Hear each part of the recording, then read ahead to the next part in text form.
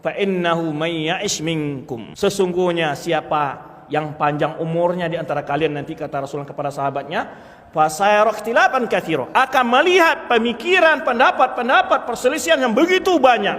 Nyata. Ya, sampai zaman sekarang, apalagi semakin jauh sama Rasulullah SAW, semakin banyak perselisihan itu.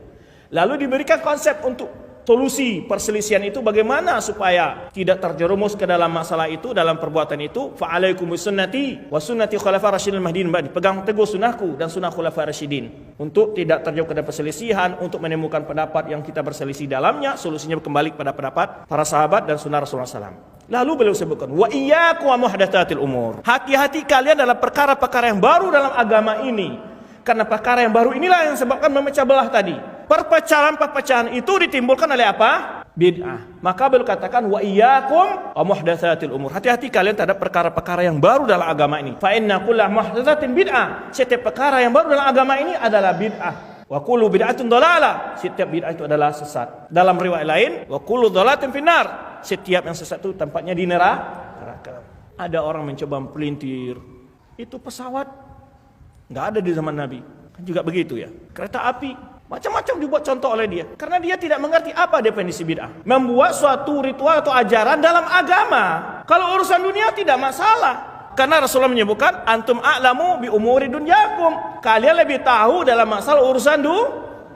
Mau pakai pesawat, mau apa, kapal, terserah. Itu urusan dunia, tidak bermasalah. Selama juga urusan dunia itu tidak juga terjadi pelanggaran terhadap hukum syar'i. Umpamanya pelanggaran syar'i, kalau umpamanya dianggap, kalau naik haji mau mabrur harus naik pesawat. Nah itu baru. Itu sudah dikait-kaitkan dengan sesuatu, nggak boleh lagi itu. Dianggap orang yang haji nggak naik pesawat nggak mabrur umpamanya. Itu ya bid'ah naik pesawat jadinya, bukan naik pesawatnya bid'ah. Keyakinan yang mengatakan naik pesawat itu haji yang mabrur. Tidak pernah di masa Rasulullah SAW ketika ada sahabat berdagang, pakai bakul, timbangan semacam-macam, ada perkembangan. Masa Rasulullah para sahabat juga di masa Umar bin Khattab itu sudah maju sekali, mulai dari sistem politiknya, dari sistem administrasi negaranya, maju, nggak pernah disalah-salahkan.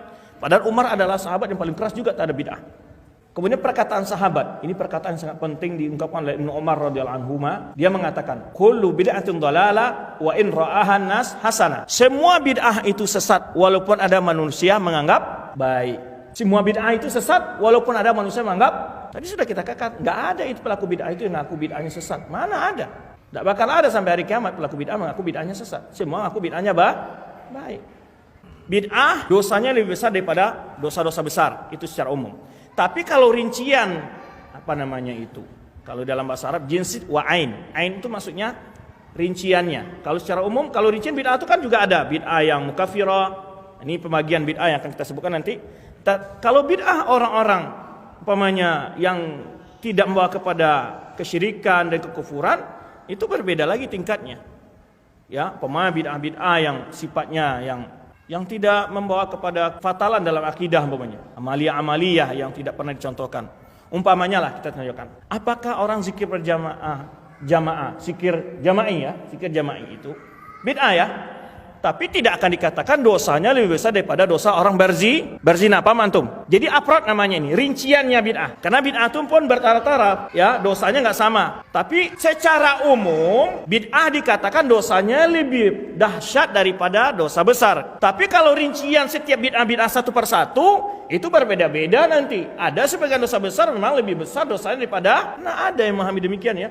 Lebih baik bertetangga dengan babi dan kera katanya, dari bertetangga dengan sururiyin katanya, kan gitu adalah. Ada ajarannya, sebarkan kemana-mana oleh mereka. Padahal mereka tidak tahu apa bid'ah yang dimaksud oleh ulama mengatakan demikian. Bukan pelaku bid'ah yang amaliyah yang tidak mengeluarkan dari Islam. Makanya kalau kita ngambil secara umum yang tidak belajar kepada ulama, dia menafsirkan perkataan. Itu yang maksud ulama adalah bid'ah yang jahmiyah, bid'ah yang bid'ahnya fatal. Ya dikatakan daripada bertetangga dengan bid'ah, lebih baik bertetangga dengan babi dan itu beda lagi. Kenapa bid'ah itu lebih dahsyat? Karena orang yang melakukannya menganggap bid'ah itu tak ketaatan. Sedangkan kalau dosa besar itu apa? Maksiat. Kalau orang melakukan maksiat, dia sedang merasakan sesuatu yang salah atau melakukan yang benar? Salah. Betul enggak? Dia masalah. Tapi kalau orang sedang melakukan bid'ah, dia merasa apa? Benar dia. Timbul efek berikutnya. Kalau antum kritik, itu bahayanya. Kalau orang lakukan maksiat, dinasihatin, dia walaupun tidak berhenti tapi juga nggak ngeyel. Tapi kalau ahlu bid'ah, ngeyel dia. Ini sisi ketiganya ini. Dibuat syubhat, dibuat hujah-hujah, dalil-dalil oleh dia. Makanya itu bid'ah lebih parah daripada maksiat. Itu maksudnya. Karena pelaku maksiat, dia sadar sedang melakukan sebuah dosa. Sedangkan pelaku bid'ah, dia sedang melakukan apa menurut dia? Ibadah. Kalau antum cegah dia anggap melarang orang melakukan ibadah antum itu. Ini anti-Islam ini. Jadi pelakunya itu, sisi kedua adalah pelakunya itu sulit untuk diberi nasihat dan sulit untuk bertobat dari bid'ahnya. Mana mungkin orang merasa benar mau ngaku salah, enggak mungkin. Tapi kalau pelaku maksiat, gimana dia? Setelah menyelesai melakukan itu, dia malah khawatir ya, menyesal, takut datang azab Allah, macam-macam. Dia terus dihantui oleh dosa itu. Tapi kalau orang melakukan bid'ah, candu dia, malam besok apalagi jadwalnya ini ya. Tunggu-tunggu sama dia. Maka oleh sebab itu, Sufyan bin Uyainah mengatakan bid'ah itu lebih disenangi oleh iblis daripada maksiat. Kenapa? Karena bid'ah la yutabu minha. Karena pelaku bid'ah sulit untuk bertobat, senantiasa melakukan kesesatan itu. Sedangkan pelaku maksiat sangat mudah bertobatnya. Ini kelihatan sisinya oleh antum. Kenapa bid'ah itu dianggap lebih dahsyat daripada maksiat? Kata beliau, bid'ah itu menambah agama. Menambah itu lebih besar kesalahan daripada mengurangi. Karena kita beramal itu sesuai kemampuan kita. Sekarang tidak diperintahkan, malah dilakukan. Salah enggak itu? Allah saja membebani perintah-perintahnya kepada kita. La yukallifullahu nafsan illa wus'aha. Dalam Rasulullah menyebutkan dalam hadisnya, ma'amartukum bihi fa'tu minhu mastata'tum. Lakukan perintah yang aku perintahkan itu sesuai kemampuan kalian. Nah, kalau enggak mampu kita kan enggak dibebani. Kan kurang kita itu. Tapi kita dicela karena memang itu kematasan kita.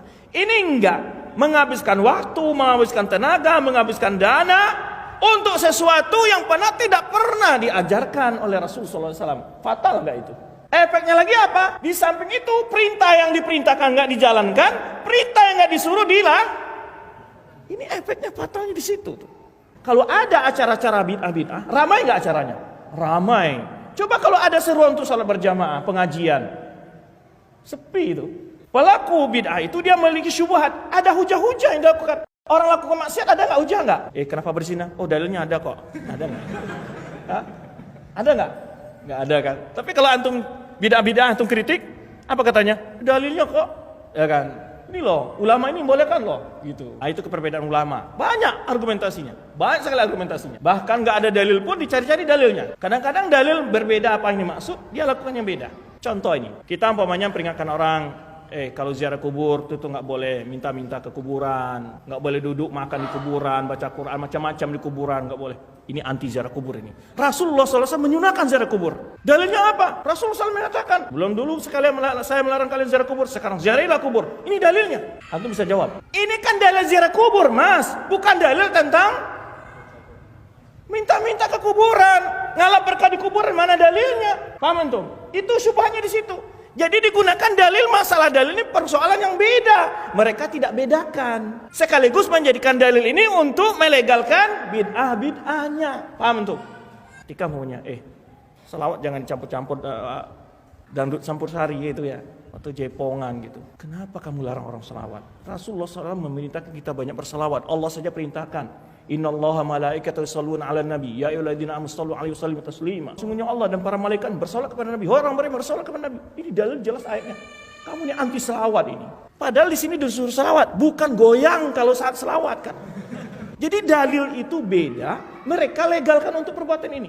Mana hadis memulaikan maulid? Banyak. Ayat Al-Quran ada. Fa amma bi ni'mati rabbika fahaddits. Adapun dengan nikmat Tuhanmu, maka ceritakanlah. Ini kita ini cara bercerita nikmat Allah, diutusnya Rasulullah kepada kita katanya.